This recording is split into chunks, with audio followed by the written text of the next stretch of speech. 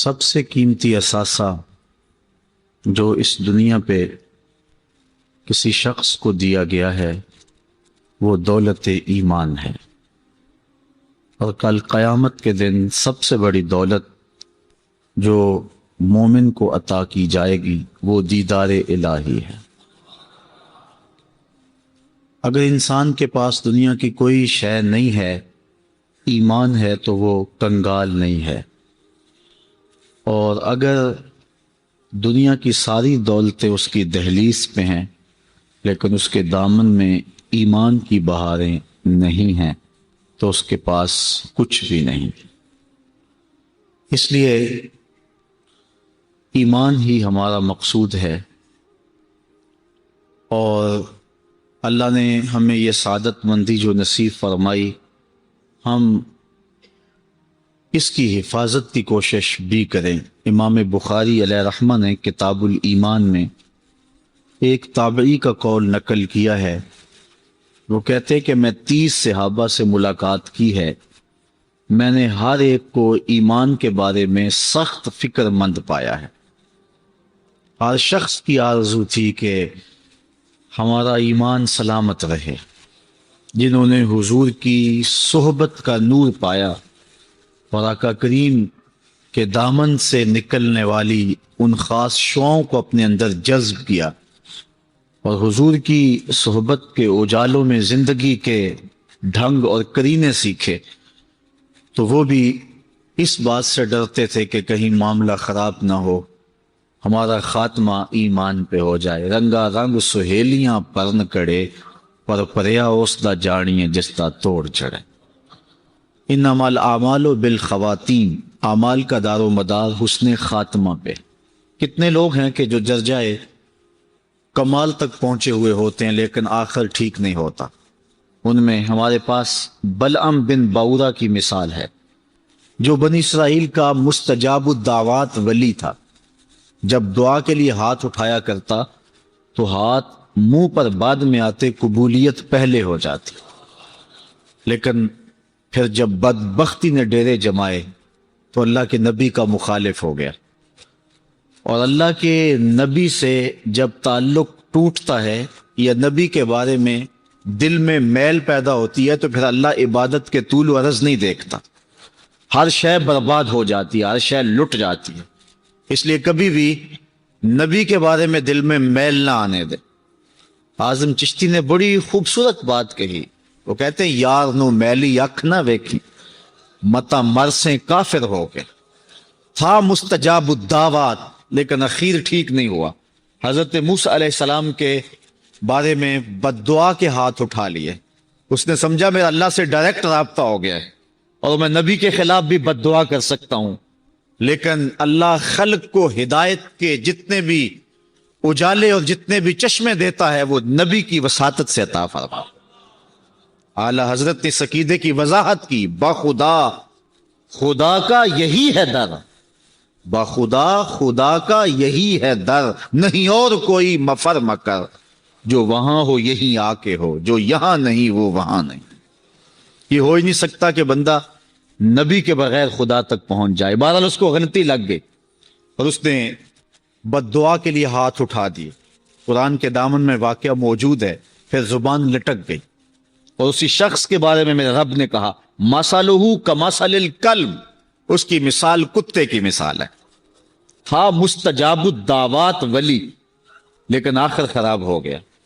اسی لیے میاں صاحب علیہ رحمہ فرماتے ہیں پڑھنے اتے مان کرینا تے نہ آکھی میں پڑھیا، او جبار کہار صداوے متا روڑ دیوے دودھ کڑیا۔ جتنی دیر تک آخری سانس ایمان پر نہیں آ جاتی اتنی دیر تک دھڑکا لگا رہے، ڈر لگا رہے، اللہ خیر کرنا، اللہ کرم فرمانا، میرا خاتمہ ایمان پہ کرنا۔ اور یہ اہل ایمان کو سب سے بڑی فکر ہونی چاہیے۔ اللہ اکبر۔ اللہ تعالی ہم سب کو ایمان کی بہاریں نصیب فرمائی ہیں، اللہ ان کی حفاظت بھی فرمائے، اور جب سانس ٹوٹے تو اس وقت شہادتین لبوں پہ۔ اب ایمان کیا ہے، اسلام کسے کہتے ہیں، اس پر میں آپ کے سامنے حدیث جبریل پیش کرنا چاہ رہا ہوں، جس کو حضرت امام مسلم نے اپنی روایت سے بیان فرمایا ہے۔ حضرت عمر رضی اللہ تعالی عنہ اس حدیث کے راوی ہیں۔ حضرت عمر بن خطاب رضی اللہ تعالی عنہ کہانی سنا رہے ہیں، خوبصورت کہانی، دل نشین اور دل آویز داستان۔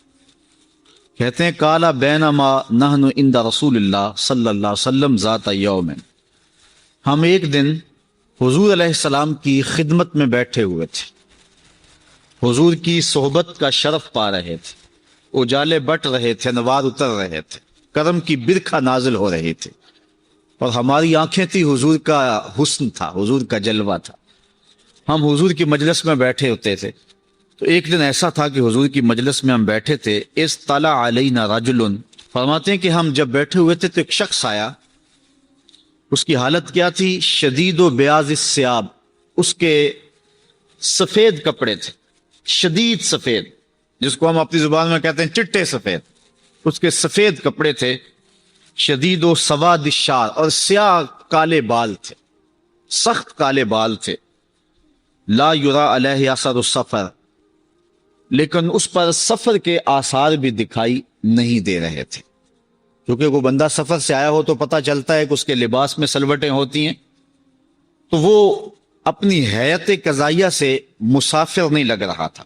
اگر مسافر نہیں تھا تو پھر مدینے کا رہنے والا تھا، مدینے کی آبادی بہت ساری نہیں تھی، سارے لوگ ایک دوسرے کو جانتے تھے، اگر وہ مدینے والا تھا، مدینے کا باسی تھا، تو پھر صحابہ کو جاننا چاہیے کہ یہ شخص کون ہے، لیکن کہتے ہیں ولا یعرفہ منا احد، ہم میں سے کوئی اسے پہچانتا بھی نہیں تھا، مسافر لگتا نہیں تھا، مقامی تھا نہیں۔ حتی جلس الی النبی صلی اللہ علیہ وسلم، یہاں تک کہ وہ حضور کے پاس آ کے بیٹھ گیا، فاسند رکبتیہ الی رکبتیہ، اللہ اکبر، تو اس نے اپنے گھٹنے جو ہیں وہ حضور کے گھٹنوں کے قریب کر کے جوڑ کے بیٹھ گیا، اتنا قریب ہوا کہ اس کے گھٹنے حضور کے گھٹنوں سے جڑ گئے، اتنی قربت ہوئی۔ پھر آگے اس نے کیا کیا؟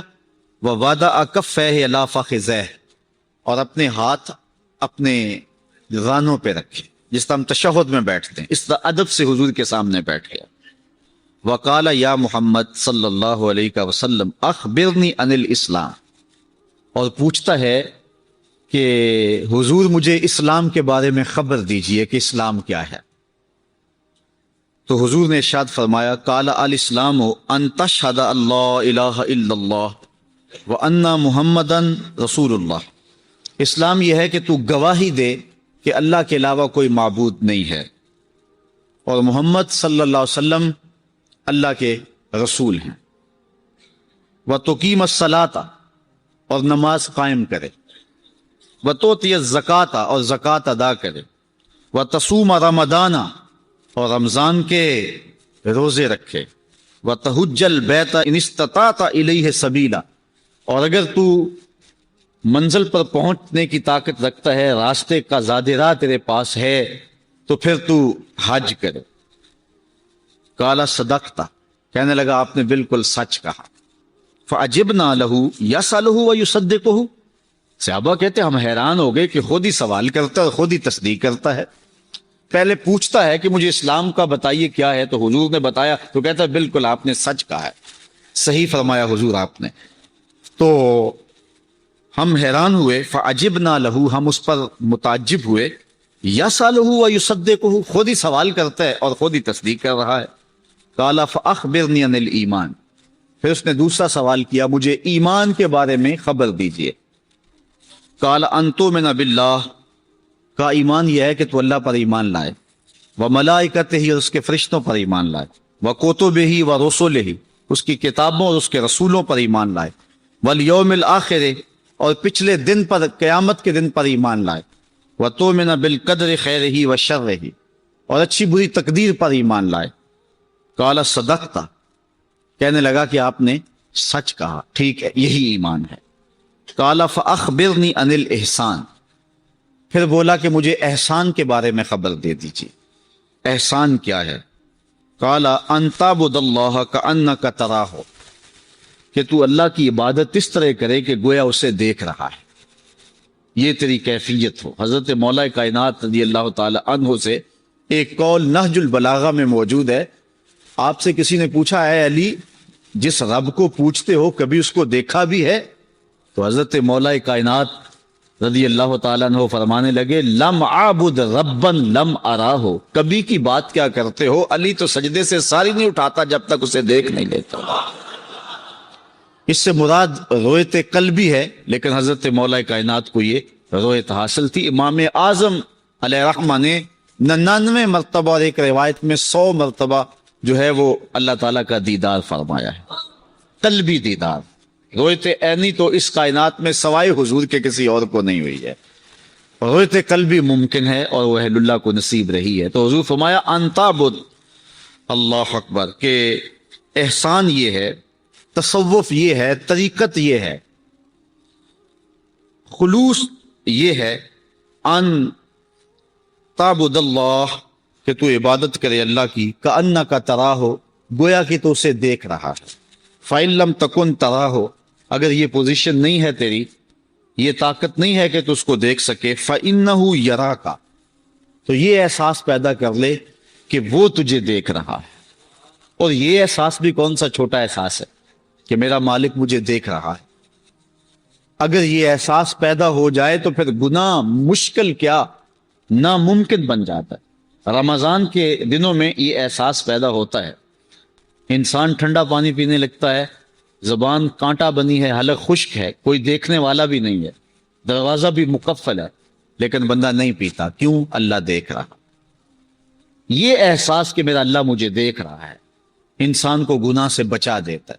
7ویں کوٹری میں بھی انسان گناہ کرنے سے جو ہے وہ گریز کرتا ہے، یہ احساس کر کے کہ میرا اللہ مجھے دیکھ رہا ہے۔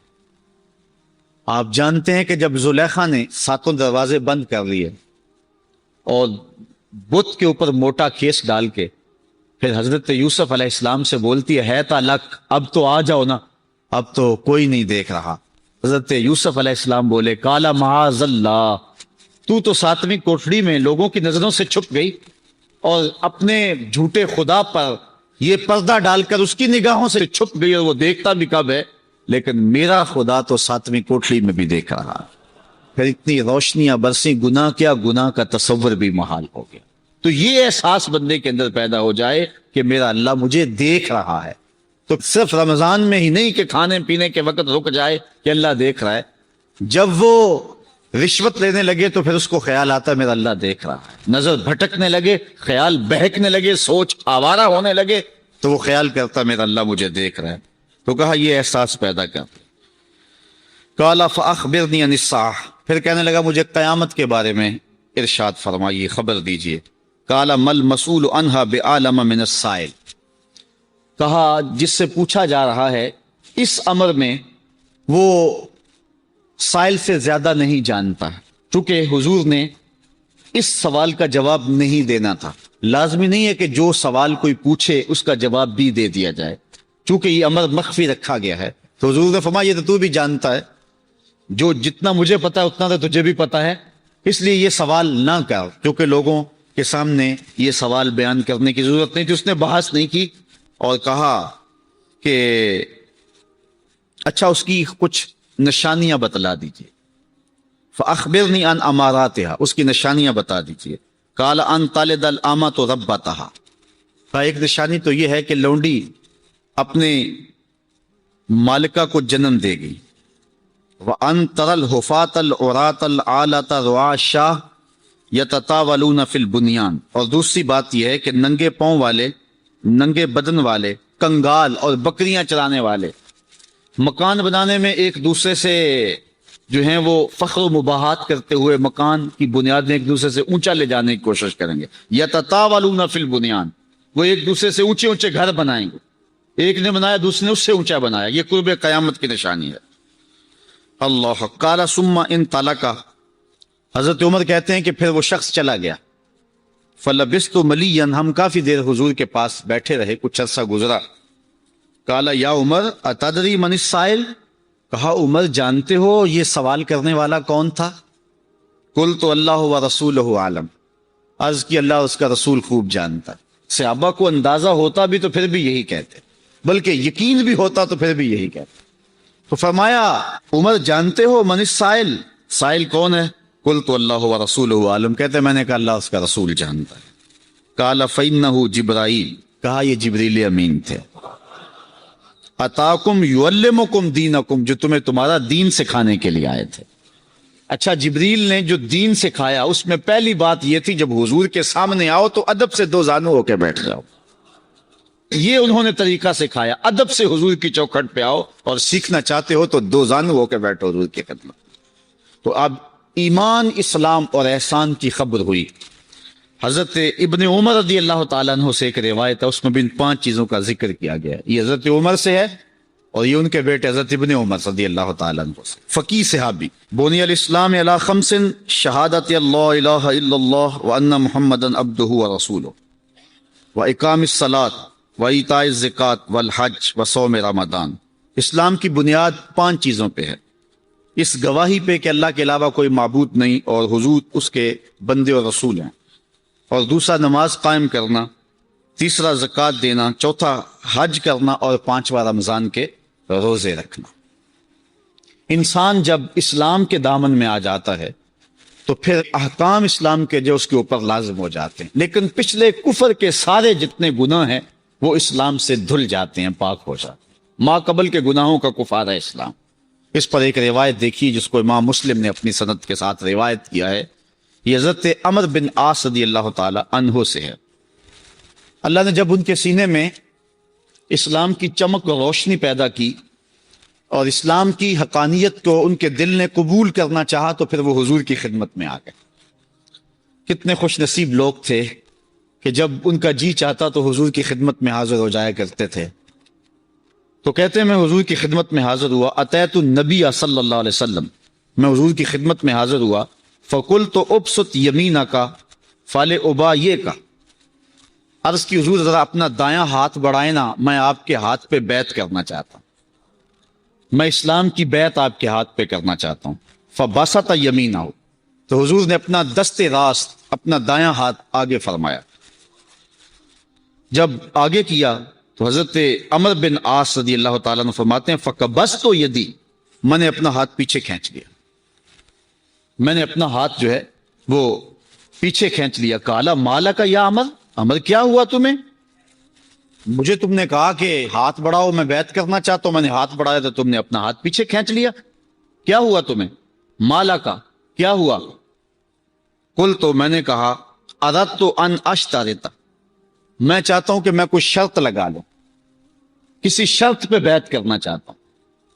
قال تشترط ماذا، لگا کیا شرط لگاتا ہے، لگا کیا شرط لگاتا ہے؟ قلت، تو کہتے ہیں میں نے کہا ان یغفر لی، میری شرط یہ ہے کہ پھر میری بخشش ہو جائے، مجھے بخش دیا جائے۔ قال، حضور علیہ السلام نے فرمایا اما علمت یا عمر ان الاسلام یہدم ما کان قبلہ، تجھے اس بات کا پتہ نہیں کہ اسلام تو ما قبل کے سارے گناہوں کو معاف کر دیتا ہے؟ جب کوئی بندہ مسلمان ہو جاتا ہے تو پھر سارے گناہ ختم ہو جاتے ہیں۔ وَإِنَّ الْهِجْرَةَ تَهْدِمُ مَا كَانَ قَبْلَهَا، اور ہجرت ما قبل کے سارے گناہوں سے معافی کا سبب ہے۔ وَإِنَّ الْحَجَّ تَهْدِمُ مَا كَانَ قَبْلَهُ، اور تیسری بات حضور نے فرمائی کہ حج ما قبل کے سارے گناہوں کا کفارہ ہے۔ تو پھر کہتے ہیں میں نے حضور کے ہاتھ میں ہاتھ دیا۔ یہ محبت والے لوگ تھے نا، وہ ایک بزرگ ہوتے تھے پرانے دور میں، تو پرانے دور کے اندر ہمارے جو بزرگ تھے، لوگ تھے، وہ بڑے فنون کے ماہر بھی ہوا کرتے تھے، تو وہ ہاتھ پکڑنے کے، یہ جو ہے وہ بینی پکڑنے کے بڑے ماہر تھے وہ بزرگ، اور جس کا ہاتھ پکڑ لیتے کوئی چھڑا نہیں سکتا تھا، تو بڑے بڑے مقابلے بھی ہوتے تھے۔ ایک کمزور سا آدمی، اس نے کہا لو میرا بازو پکڑے نا، میں پھر چھڑا کے دکھاتا ہوں۔ بس وہ لوگ اکٹھے ہو گئے، کھاڑا لگ گیا، وہ کمزور سا آدمی پہچاننے والا تھا اس اللہ والے کو۔ جب مجمع لگ گیا تو انہوں نے اپنا ہاتھ دیا، سارے کہتے ہیں کہ اس کی موت آئی ہوئی ہے، یہ کمزور سا آدمی یہ کیسے، بعض نے کہا ہو سکتا ہے کوئی فن ہو اس کے پاس، لیکن جب اس نے اپنا ہاتھ دیا نا بزرگوں کے ہاتھ میں، انہوں نے پکڑا، کہا زور سے پکڑو، زور سے پکڑ لیا، اور وہ زور نہیں لگا رہا چھڑانے کے لیے، کہا چھڑاؤ نا، کہا اتنے لوگ گواہ ہیں، میرا وہ ہاتھ پکڑ لیا ہے نا، قیامت کے دن بھی نہیں چھوڑنا ہے تم نے، اب اس کی لاج رکھنی ہے تم نے۔ اللہ اکبر۔ تو ایسا ہاتھ دیا حضرت عمر بن عاص رضی اللہ تعالیٰ عنہ نے کہتے ہیں حضور میری شرط ہے کہ اب میری بخشش بھی ہو جائے. تو فرمایا کہ اے عمر بن عاص کیا تجھے پتا نہیں ہے کہ اسلام ما قبل کے سارے گناہوں کا کفارہ ہے؟ اللہ اکبر. حضرت امام بخاری اپنے سند سے حضرت ابو ہریرہ سے روایت کرتے ہیں کہ حضور علیہ السلام نے ارشاد فرمایا الایمان بدع و سبعون شعبہ، اسلام کے 70 سے کچھ زیادہ شعبے ہیں. فافضلها لا الہ الا اللہ، افضل ترین شعبہ لا الہ الا اللہ ہے.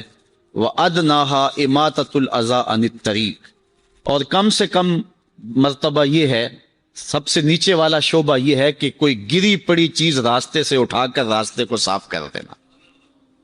والحیاء شعبۃ من الایمان، اور حیا ایمان کے شعبوں میں سے ایک شعبہ ہے. حضرت عبداللہ ابن عمر رضی اللہ تعالی روایت کرتے ہیں کہ حضور علیہ السلام نے ارشاد فرمایا المسلم من سلم المسلمون من لسانہ و یدہ والمہاجر من ہاجر ما نہی اللہ عنہ، کہ مسلمان وہ ہے جس کے ہاتھ سے اور جس کی زبان سے دوسرا مسلمان محفوظ رہے.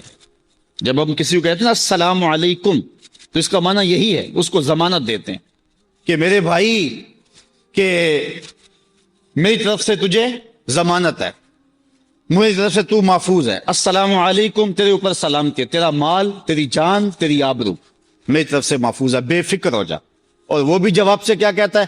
السلام علیکم کے جواب میں وعلیکم السلام. اگر تو مجھے امن کی ضمانت دیتا ہے تو میں بھی کہتا ہوں وعلیکم السلام، میری طرف سے تجھے بھی کچھ خطرہ نہیں ہوگا. یہ تھی اسلام کی روح. اور آج کیا ایک بندہ مسافہ کرتا ہے اور ساتھ ہی بم بلاسٹ کر دیتا ہے، کہتا ہے السلام علیکم اور ساتھ ہی بم بلاسٹ کر دیتا ہے. یہ دین کہاں سے آیا؟ جو 14 صدیاں قبل آمنہ کے لال نے دین دیا تھا وہ یہ دین نہیں تھا. وہ یہ دین ہے جب کوئی کہے السلام علیکم تو پھر امن کی ضمانت دے، یہ نہیں اوپر سے سلام ہونے سے جڑیں کاٹ دے. تو کہا مسلمان وہ ہے جس کے ہاتھ سے اور جس کی زبان سے دوسرے مسلمان محفوظ رہیں. اور مہاجر وہ ہے جو اللہ کی حرام کردہ چیزوں سے ہجرت کر جائے. حضرت انس رضی اللہ تعالی عنہ سے مروی ایک روایت سنیے، اور یقیناً یہ روایت سنتے ہی آپ کو ٹھنڈ پڑ جائے گی. اور یہ روایت آپ پہلی بار نہیں سنیں گے، آپ میں سے ہر شخص نے سینکڑوں بار سنی ہوگی. فرماتے ہیں کہ حضور نے ارشاد فرمایا لا یؤمن احدکم حتی اکون احب الیہ من والدہ و والدہ والناس اجمعین. اتنی دیر تک کوئی شخص مومن نہیں ہو سکتا جب تک اپنی اولاد، اپنے والدین اور پوری کائنات کے ہر شخص سے زیادہ میرے سے پیار نہ کرنے لگ جائے. اس کو کتاب الایمان کے اندر حدیث کو بیان کیا گیا ہے. یعنی ایمان یہ ہے کہ حضور سے پیار ہو، اور اگر حضور سے پیار نہیں ہے تو ایمان نہیں ہے. ایمان محبت رسول کا نام ہے. ایک شخص حضور کی خدمت میں حاضر ہوتا ہے، روایت آپ نے علماء سے بارہا سنی ہوگی، عرض کرتا ہے متی الساعہ، حضور قیامت کب آئے گی؟ کہا ما عادت لہا، تو نے اس کے لیے تیاری کیا کی ہے؟ تو اس نے عرض کی حضور میں اللہ اور اس کے رسول سے پیار کرتا ہوں، اللہ اور اس کے رسول سے پیار کرتا ہوں. تو حضور نے فرمایا المرء ما من احب، آدمی جس کے ساتھ پیار کرتا ہے اس کے ساتھ ہی اٹھایا جائے گا. تو صحابہ کہتے ہیں ایمان لانے کے بعد سب سے بڑی خوشی اگر ہمیں زندگی میں ہوئی تھی تو اس حدیث کو سننے سے ہوئی تھی کہ بندہ جس کے ساتھ پیار کرتا ہے کل قیامت کے دن اس کے ساتھ اٹھایا جائے گا. صحابہ چونکہ پیار حضور کے ساتھ کرتے تھے، انہیں یہ چاہ چڑھ گئے کہ آج بھی حضور کے قدموں میں رہتے ہیں، کل بھی حضور کے قدموں میں زندگی نصیب ہوتا ہے. حضرت ابو امامہ البہلی رضی اللہ تعالیٰ عنہ روایت کرتے ہیں کہ ایک شخص نے حضور کی خدمت میں عرض کیا مل ایمان، حضور ایمان کیا ہے؟ قال اذا سرت کا حسناتوں کا وساعت سیئاتوں کا فانتا مومن. جب تجھے نیکی کرنے سے خوشی ملے اور برائی کرنے سے تکلیف پہنچے تو مومن ہے. یہ علامت بیان فرمائی حضور نے. اگر تجھے خوشی ملے نا نیکی کرنے پر، اچھائی کرنے پہ خوشی ملے تو سمجھ تو مومن ہے، اور برائی اگر ہو جائے تو پریشان ہو جائے. جس طرح کہ روایت میں آتا ہے کہ بندہ مومن اور بندہ منافق میں فرق یہ ہے کہ بندہ مومن جب گناہ کرتا ہے تو یوں محسوس کرتا ہے جس طرح پہاڑ کے نیچے آ گیا، ابھی گر جائے گا، کچل دے گا اسے، جلدی جلدی تلافی کرتا ہے توبہ سے. اور جب منافق گناہ کرتا ہے تو اس کی کیفیت ایسے ہوتی ہے جس طرح مکھی بیٹھی تھی بدن پر، ہلکے سے اشارے سے اس کو اڑا دیا، تو اس کی کیفیت یہ ہوتی ہے. میں اور آپ اپنے ایمان کا جائزہ بھی ساتھ ساتھ لیتے جائیں. کیا ہماری یہ کیفیت ہے کہ گناہ کرنے کے بعد ہمارا احساس اس درجے تک پہنچ جائے کہ ہم پہاڑ کے نیچے آ گئے؟ یا ایک مکھی کے اڑانے کی سی کیفیت یہ ہمیں. اور گناہ یہ نہیں ہے کسی کو قتل کریں، کسی کا دل دکھائیں تو یہ بھی گناہ ہے. نماز ترک کرنا بھی گناہ ہے، نظر کا بھٹکنا بھی گناہ ہے، خیال کا بہکنا بھی گناہ ہے، فضول لفظ زبان سے نکالنا بھی گناہ ہے. اس لیے ہم گناہ جب کر لیں تو کیا ہماری یہ کیفیت ہوتی ہے کہ ہم پہاڑ کے نیچے آ گئے ہیں؟ اور اگر یہ کیفیت نہیں ہوتی تو ہمیں سوچنا چاہیے اور اپنے ایمان کی مضبوطی کا سامنا کرنا چاہیے. اور ہم ساتھ ساتھ جو سنا اس کا جائزہ لیتے چلے جائیں. حضور کی محبت اگر اس درجہ پہ ہے کہ ہمیں ہر شے سے زیادہ حضور محبوب ہیں، حضور علیہ السلام کا پیار سب سے فائق ہے اور بڑا ہوا ہے، تو پھر مبارک ہو. اور اگر یہ کیفیت نہیں ہے، ایک طرف رسول اللہ کا فرمان آئے اور ایک طرف ہماری برادری آ جائے، اس وقت امتحان ہوتا ہے کہ ہم کدھر کھڑے ہیں. شادی بیاہ کا موقع ہے، میں نے حاجی نمازی بھی دیکھے ہیں، وہ کہتے جی منڈے ہی نہیں مانتے. ان منڈوں کے منہ پہ تھپڑ نہیں مارا جا رہا، ایک طرف رسول اللہ کا فرمان ہے، ایک طرف منڈے نہیں مانتے. پتہ تو اسی موقع پہ چلنا ہے کہ تیرا وزن کس پلڑے میں جاتا ہے. اتنی دیر تک انسان جو ہے وہ کامل مومن نہیں ہو سکتا جب تک ہر شے سے زیادہ حضور پیارے نہ ہو جائیں، حضور ہر شے سے زیادہ محبوب نہ ہو جائیں.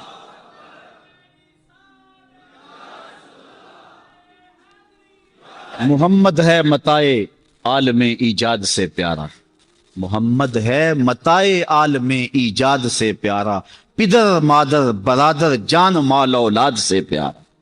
محمد کی غلامی دین حق کی شرط اول ہے، اسی میں ہو اگر خامی تو سب کچھ نامکمل ہے. حضور سے اپنی محبت کا رشتہ جوڑیں اور مضبوط تر رشتہ کریں. محبت کے ایک الگ تقاضے ہیں، بہرحال وہ مضمون ایک لمبا ہو جائے گا.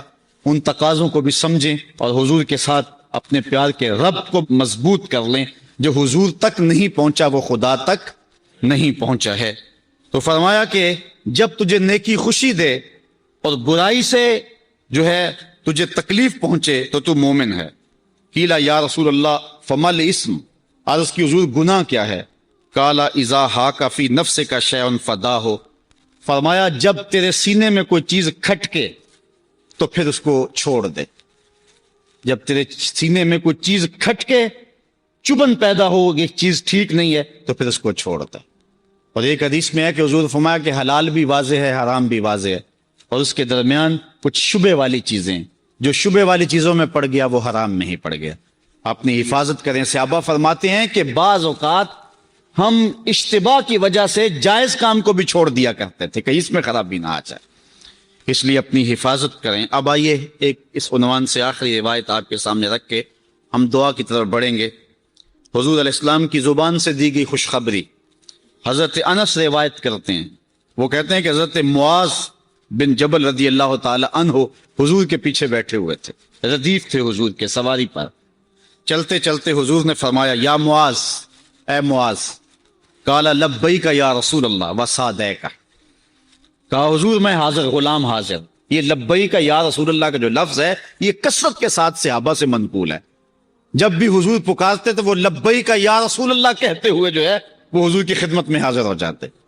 تو کہا لبیک یا رسول اللہ،